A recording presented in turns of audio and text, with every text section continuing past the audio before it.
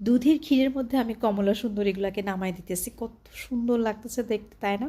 খেতেও কিন্তু অনেক বেশি মজা। আমরা তো কমন অনেক পিঠাই খেয়ে থাকি, কিন্তু কমলা সুন্দরী পিঠাটা একটু টেস্টের দিক থেকে অন্যরকম। এটা কিন্তু রসমালাইয়ের মতো লাগে খেতে, আমার কাছে খুবই পছন্দ হয়েছে, মানে ভালো লেগেছে খেতে আর কি।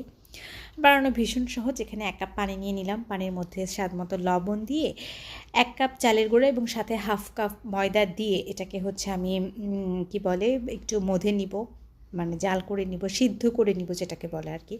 সিদ্ধ করে নেওয়া হয়ে গেলে এটাকে আমি একটু মধে নিব। এই পর্যায়ে একটু নরম মনে হবে, কিন্তু ঠান্ডা হলে এটা কিন্তু খুবই মানে একদম পারফেক্টভাবে হবে। তো এটা ঢেকে রেখে দিচ্ছি ঠান্ডা হওয়ার জন্য। তারপরে 1 কেজি দুধকে আমি হাফ কেজি করে ফেলেছি জাল করে, ভেতরে দিয়ে দিয়েছিলাম এলাচ, দারুচিনি, তেজপাতা স্মেলের জন্য। তারপর আমি গুড় দিয়ে দিলাম, কারণ এটা চিনি দিয়েও হয়, বাট গুড় দিলে কালার, স্মেল, স্বাদ সবটাই আলাদা হয়, যার জন্য আমি এখানে গুড় ব্যবহার করেছি। আর এখন তো শীতের সিজনে সবসময় মানে সব জায়গাতেই গুড় পাওয়া যাচ্ছে, সবার কাছে গুড় আছে। তো এই গুড়টা দেওয়ার পরে আমি আরও কিছুক্ষণ জাল করে নিব, যতক্ষণ না ঘনত্বটা না আসতেছে। তো ঘন হয়ে গেলে এটাকে আমি নামিয়ে রাখবো। এটাকে নামিয়ে রেখে তারপরে হচ্ছে আটাটাকে প্রসেস করব এখন। তো ঠান্ডা হয়ে গেছে, এটার ভেতরে এখন আমি হচ্ছে বেকিং সোডা দিলাম। বেকিং সোডাটা দেওয়ার কারণ হচ্ছে পিঠাগুলো খুবই সফট হবে। এই তো আমার দিয়ে মধে নেওয়া হয়ে গেল। এখন একটা প্লেটে নিয়েছি, কত সুন্দর হয়েছে আটাটা দেখেই বোঝা যাচ্ছে। তো এখন যেটা করব, আমি তেল লাগাই নিব। তেল না, এটা আমি হচ্ছে ঘি দিয়েছিলাম, এছাড়া তেলও দেওয়া যায়, তবে ঘি দিয়েছিলাম স্মেলটা সুন্দর আসার জন্য।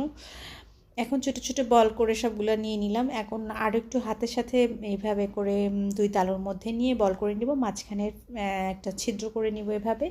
তারপরে যেটা করবো, চামচের সাহায্যে এরকম দাগ কেটে নিব। দাগ কেটে নিলেই না একদম কমলার মতো হয়ে যাবে, দেখতে খুব সুন্দর হয়। একদমই সহজ, আমি এভাবে করে দাগ কেটে নিছি। কতগুলো দাগ কেটে নিলেই হয়ে যাবে। এই যে প্রথমে 4টা করে নিলাম, তারপরে মাঝখান থেকে আরেকটা করে দিলাম। ওই যে আমি আরও কতগুলো বানায় রেখে দিছি। যাই হোক, একটু সাবধানে করতে হবে। এই যে আমার শেষ হয়ে গেছে। একদমই সহজ, চাইলে যে কেউ এটা করতে পারবে। যে সবগুলো করে নিয়েছি। এখন যেটা করবো সেটা হচ্ছে এটাকে ডুবো তেলে ভেজে নিব। ডুবো তেলে ভাজলে হয় কি যে কালারগুলো সুন্দর আসে 2 পাশ থেকেই। তো সবগুলোই ভেবে তেলের মধ্যে দিয়ে দিব। তেলের মধ্যে দিয়ে দেওয়া হয়ে গেলে আমি ভেজে নিব। ভাজা মানে এইগুলো পারফেক্ট হলে উপর দিকে উঠে আসবে, তেলে ভেসে আসবে। যখন এইরকম একটা কালার চলে আসবে, ঠিক ওই পর্যায়ে আমি উঠাই গরম গরম ওই দুধের মধ্যে এটাকে ভিজাই দিব এবং কিছুক্ষণের জন্য ওয়েট করব। 1 ঘন্টা পরে এটাকে সার্ভ করব। তখন দেখবেন যে মানে জুসটা একদম টেনে নিয়েছে ভেতর থেকে, আর খেতে অনেক বেশি মজা হয়।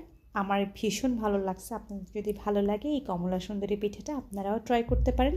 যেমন সহজ তেমন খেতে অনেক মজা, দেখতে খুব সুন্দর।